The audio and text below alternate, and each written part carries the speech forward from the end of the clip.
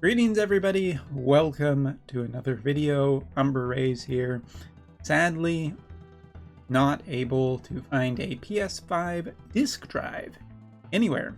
Fuck scalpers. Okay, that's a good way to start the video. Second thing, let's get into talking about a PSA that is not about scalpers. PSA about the Final Fantasy XIV event. Be forewarned that when it comes to the FF14 event, basically everything in the shop before doing these. It's not particularly that hard to farm currency for this event, but if you're planning on doing other things or you're just not doing that much in Wotv right now, you should stay well and truly away from these tickets, because these tickets are a waste of your farming every day. Like, it's only 2,000, but 5 days, and I've gotten nothing of value. Absolutely nothing. It is, if you want Ishtola shards, just do it through here. This is way easier. Look, you can get 709 for 70,000. That's a way better deal than doing this. As for Thancred shards, trying to get Thancred off of the tickets has been a miserable experience so far, and I'm not even interested in the orbs that much. The orbs are only used for Thancred. They're not used for Ishtola. So basically, yeah, if you're wondering about Thancred, this is just like, I guess if you're new to the game and you really want Thancred and you really want to build them because you really love FF14, be forewarned, these tickets are not going to be kind. Unless you have the sun up your butt, you just sunshiny with luck, then congratulations most that way. But for me, these tickets have been very bad, so I do not recommend. Alright, into talking about the main point for Wotv today, let's talk about financials. The financials of Wotv. Because I don't think I've really talked about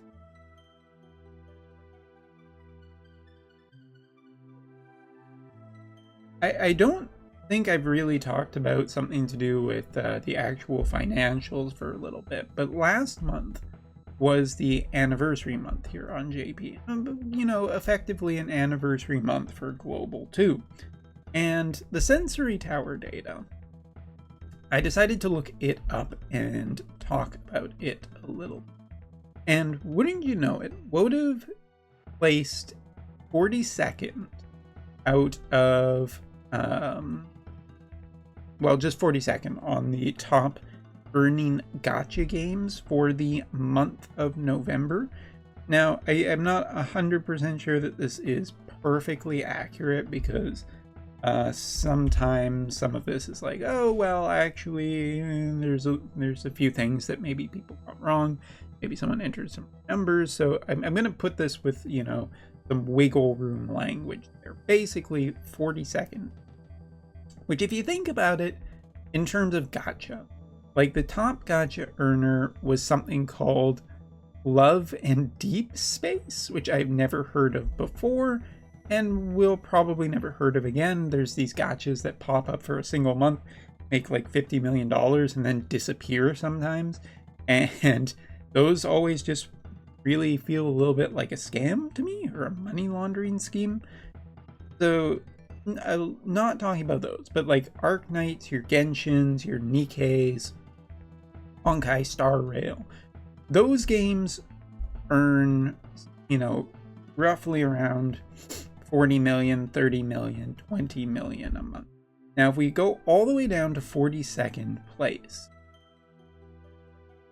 that is where Wotv sits. And between Android and iOS, it's about $2 million, which for a monthly thing where we've looked at where I've been kind of bouncing around looking at previous month's data, $2 million isn't actually that bad for a, you know, a all digital game that you put out that's in its 5th year, that isn't incredibly popular anymore, that isn't new. The gacha space is just so jam-packed with games, where there's constantly new games coming out, and there's so much competition that a game in its, you know, 5th year now it's kind of impressive that it does that. And let's give a little more context. Final Fantasy VII Ever Crisis came in at 38th on this and only made $2.3 million, which, not an anniversary month for it, I'll give it that. That is distinctly still pretty competitive for a game that's 5 years old, that has had a lot, and I don't want to undersell this, a lot of problems over the course of its life that have decreased its player base, that has felt kind of sunsetty. So for an anniversary month to hit that is actually pretty decent, because most months it still ranks in the top 100. For other just hearsay, Final Fantasy Brave Exvius is still 77th on this list, which is kind of impressive considering that the global side has shut down. Not that it was that much money, but that game is only making $500,000. And really the drop-off, if you were to look at from first place down to 50th, Pokemon Masters EX is only $1.6 million. And I think this is important to think about, like, Wotv and what Wotv has done over the last year, where essentially now a lot of what it's doing is just selling units to people. It's just saying, hey, whales, we're not going to make you gacha. If you want, you can just flat outright buy the character. And that seems to be paying off quite well. I would say that, if anything, it's probably made income generally more reliable and more just predictable. And that probably puts the minds at ease of the developers of knowing, hey, we can generally expect this. It's not so wide and varied, because gacha is wide and varied. Some people, it's theoretically possible, although incredibly unlikely, that 1 month everybody could just get character off of an initial 2K pull. And then, well, where does that leave you financially? Probably not as good as other ones. It is the thing of, like, I think that at this point, with where Wotv is as a game, it's still pretty solid in terms of its monetary intake. And the consolidation of a lot of the costs of the game over the last year have probably also helped make it more just financially sturdy. So people who say, oh, well, not doing as well as it could. Yeah, most gacha games don't have that good of leg.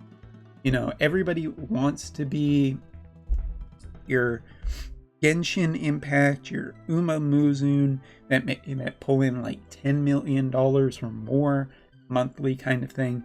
But outside of maybe the top 20, like the drop off in monthly income and revenue does hit pretty hard. And I do think that December won't be as standout of a month for Wotv. It's just less exciting. People are a little bit tired, feeling a little bit more exhausted. And that is a problem with gacha that gacha has to do too. Either way, it's important. I guess the summary of this video is basically, Wotv had a good anniversary month. I think placing, in that top 50 of the gachas of the world is pretty impressive for a game that's on its 5th year and has kind of pissed off a bunch of its player base. It does speak that the game is still doing quite right, and that big months with big collaborations, or heck, even a lot of people argued 10-2 just wasn't as huge for the game as some other collaborations could have been. Like, I'm not 100% sure. We don't have distinct data, but like a Final Fantasy VII this year as opposed to a 10-2, given that 7 didn't have like a previous collaboration before that. If Sephiroth had came now instead of earlier, would that have been as big of a thing? Would a new Tactics collaboration, would that have poured more money? Maybe. It is like just circumstantial, like almost a scarecrow thing. Well, it would have, but kind of hard to prove that without actual data. Either way, I think that Wotv is still fairly darn successful for where it is in its lifespan, so don't worry too much about EOS just yet. I think that the game will be around for a good amount of time. But yeah, yes, that's all for this video. This week is probably going to be pretty quiet for Wotv, just because we have VCs on JP, which is not incredibly exciting, and the Xmas unit news. I mean, we might get a teaser around Thursday of the, but I would not expect any news until Friday the 13th. And